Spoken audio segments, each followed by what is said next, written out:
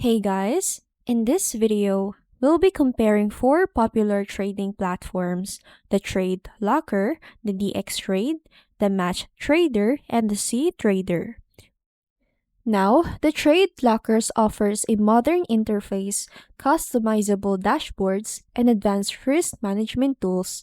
It also supports social trading, allowing users to copy the strategies of experienced traders. For the DXTrade, known for its user-friendly interface, DXTrade is accessible to traders of all levels.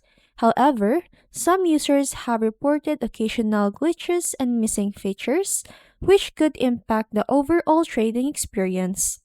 For the Matchtrader, it is a platform focused on simplicity and speed.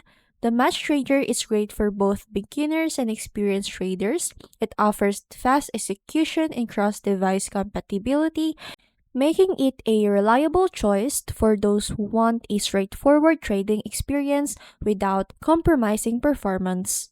For the Ctrader, it is designed for advanced traders. It is packed with powerful analytics, algorithmic trading capabilities, and extensive charting tools. It supports automated trading through C-Algo integration, making it a top choice for those who rely on detailed market analysis and trading automation.